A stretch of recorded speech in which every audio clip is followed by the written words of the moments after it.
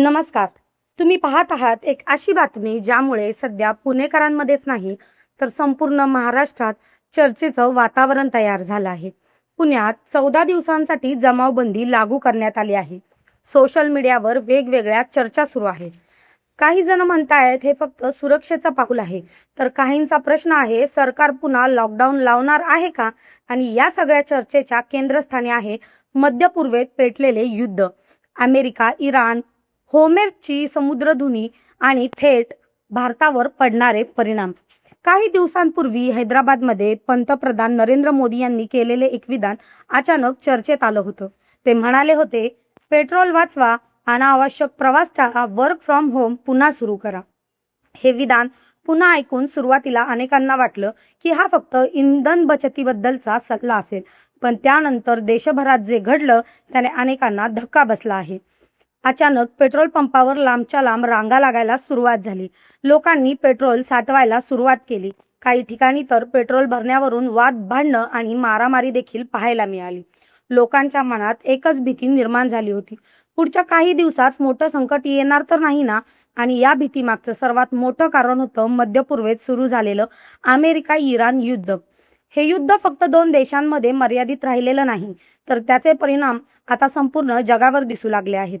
कारण इराणने जगातील सर्वात महत्त्वाचा समुद्री मार्गापैकी एक होर्मुझची समुद्रधुनी बंद करण्याचा निर्णय घेतल्याची चर्चा सुरू आहे. आता प्रश्न पडेल की होर्मुझची समुद्रधुनी इतकी महत्त्वाची का आहे? तर जगभरात जेवढे कच्चं तेल समुद्रमार्गे पाठवलं जाते त्यातील मोठा हिस्सा या मार्गातून येतो. भारतासारखा देश जो मोठ्या प्रमाणात परदेशातून कच्चं तेल आयात करतो, त्याच्यासाठी हा मार्ग अत्यंत महत्त्वाचा आहे. जर हा मार्ग बंद झाला तर तेलाचा पुरवठा कमी होऊ शकतो आणि पुरवठा कमी झाला तर किंमत वाढणं निश्चित आहे. आणि सध्या तेच घडताना दिसत आहे. कच्च्या तेलाच्या किमती सतत वाढत आहेत. पेट्रोल डिझेलचे दर दररोज वाढण्याची भीती व्यक्त केली जात आहे. वाहतूक खर्च वाढतोय, महागाई वाढते आणि सामान्य माणसाच्या खिशावर पहिला वार होताना दिसतोय.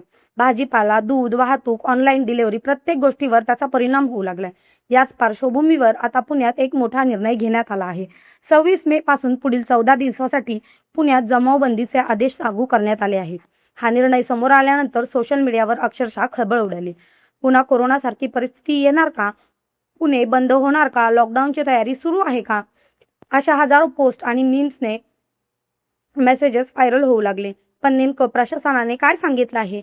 मिळालेल्या माहितीनुसार पुणे शहरातील कायदा आणि सुव्यवस्था कायम ठेवण्यासाठी हा निर्णय घेण्यात आल्याचं सांगितलं जात आहे. कारण गेल्या काही दिवसात शहरात वेगवेगळ्या कारणांमुळे तणावाचं वातावरण निर्माण झालं होतं. काही ठिकाणी आंदोलनं, काही ठिकाणी राजकीय मोर्चे, तर काही भागांमध्ये सोशल मीडियावरून अफवा पसरवल्या जात असल्याचं समोर आलं आहे. आणि त्याच वेळी देशभरात निर्माण झालेले युद्धजन्य वातावरण, या सगळ्या गोष्टी लक्षात घेऊन प्रशासनाने जबाबदारीचे उपाय म्हणून जमावबंदी लागू केल्याचं सांगितलं जात आहे. या आदेशानुसार मोठ्या प्रमाणात लोकांना एकत्र जमण्यावर निर्बंध असतील. संशयास्पद हालचालींवर पोलिसांचं लक्ष असेल. काही भागांमध्ये अतिरिक्त पोलीस बंदोबस्त तैनात करण्यात येणार आहे. पुणे पोलिसांनी नागरिकांना अफवांवर विश्वास न ठेवण्याचे आवाहन केले आहे. विशेषतः सोशल मीडियावर पसरवल्या जाणाऱ्या मेसेजेसपासून सावध राहण्यास सांगितलं जात आहे. कारण सध्या सर्वात मोठी समस्या फक्त महागाई नाही तर भीतीचं वातावरण आहे.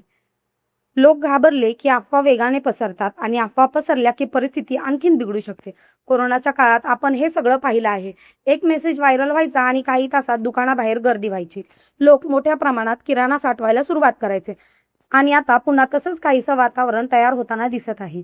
काही लोक आधीच पेट्रोल साठवू लागले आहेत. काही लोक मोठ्या प्रमाणात किराणा खरेदी करत आहेत. पण प्रशासनाने स्पष्ट केले आहे की सध्या घाबरण्याचं कारण नाही. अत्यावश्यक सेवा सुरू राहतील, वाहतूक सुरू राहील आणि नागरिकांना शांतता राखावी. मात्र तरीही लोकांच्या मनात एक प्रश्न कायम आहे. जर परिस्थिती आणखीन बिघडली तर भारतात पुन्हा लॉकडाऊन लागू शकतं. हा प्रश्न आज अनेकांना पडतोय. कारण इतिहास सांगतो, मोठे संकट येण्यापूर्वी सरकार आधी खबरदारीची पावलं उचलतं. आधी सूचना दिल्या जातात, नंतर निर्बंध लागू होतात आणि मग परिस्थितीनुसार मोठा निर्णय घेतले जातात. सध्या भारत सरकारने अधिकृतपणे लॉकडाऊनबद्दल कोणतीही घोषणा केली नाही. पण वर्क फ्रॉम होमचा उल्लेख, इंधन बचतीचे आव्हान आणि काही शहरांमध्ये वाढलेली सुरक्षा, या गोष्टींमुळे लोकांच्या मनात शंका निर्माण होणे स्वाभाविक आहे. विशेष म्हणजे पुणे IT आणि शिक्षणाचं मोठं केंद्र आहे. जर परिस्थिती गंभीर झाली तर सर्वात आधी वर्क फ्रॉम होम संस्कृती पुन्हा इथूनच सुरू होऊ शकते. काही कंपन्यांनी आधीच आपल्या कर्मचाऱ्यांना अनावश्यक प्रवास टाळण्याचा सल्ला दिल्याची चर्चा सुरू आहे. विद्यार्थ्यांमध्येही संभ्रमाचं वातावरण आहे. कॉलेजेस सुरू होणार का? परीक्षा पुढे ढकलल्या जातील का? क्लासेस ऑनलाईन होतील का? अशा अनेक चर्चा सुरू आहेत. पण सध्या तरी प्रशासनाने शैक्षणिक संस्था बंद करण्याबद्दल कोणतेही निर्णय घेतले नाहीत. तज्ज्ञांचं म्हणणं आहे की भारतासाठी सर्वात मोठे आव्हान असेल ते म्हणजे इंधन संकट.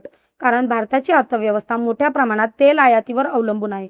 जर तेल महागलं तर वाहतूक महागेल, उद्योगावर परिणाम होईल आणि महागाई आणखीन वाढेल. सामान्य माणसांसाठी जगणं अधिक कठीण होऊ शकतं आणि म्हणूनच सरकार सध्या प्रत्येक पाऊल अत्यंत सावधपणे टाकताना दिसत आहे. पुण्यातील जमावबंदी देखील त्याचाच एक भाग असल्याचं मानलं जात आहे. हा निर्णय फक्त एका शहरापुरता मर्यादित राहील की पुढच्या काही दिवसात इतर शहरांमध्येही असे आदेश लागू होतील हे पाहणं महत्त्वाचं ठरणार आहे. कारण सध्या जगभरात परिस्थिती वेगाने बदलत आहे. मध्य पूर्वेतील युद्ध थांबले का? होर्मुझची समुद्रधुनी पुन्हा सुरू होईल का? कच्च्या तेलाचे दर कमी होतील का? या प्रश्नांची उत्तरं अजून स्पष्ट नाहीत. पण एक गोष्ट मात्र निश्चित आहे, या संपूर्ण परिस्थितीचा परिणाम आता थेट सामान्य नागरिकांच्या आयुष्यावर होऊ लागला.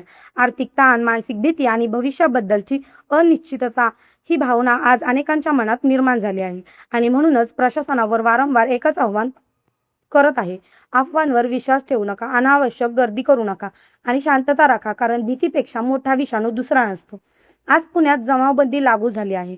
उद्या परिस्थिती कोणत्याही दिशेने जाईल हे सांगणं कठीण आहे. पण सध्या संपूर्ण देशाचं लक्ष लागलंय ते मध्य पूर्वेत सुरू असलेल्या युद्धाकडे आणि भारत सरकारच्या पुढच्या निर्णयाकडे. पुणेकरांसाठी पुढचे 14 दिवस अत्यंत महत्त्वाचे ठरणार आहेत. ही फक्त सुरक्षेची खबरदारी आहे की एखाद्या मोठ्या संकटाची सुरुवात? हा प्रश्न अजूनही कायम आहे. बाकी तुम्हाला काय वाटतं? पुण्यातील ही जमावबंदी फक्त सुरक्षा उपाय आहे की सरकार मोठ्या संकटासाठी तयारी करते? तुमचं मत कमेंटमध्ये नक्की सांगा आणि अशाच मोठ्या अपडेटसाठी चॅनलला सबस्क्राईब करायला विसरू नका. धन्यवाद.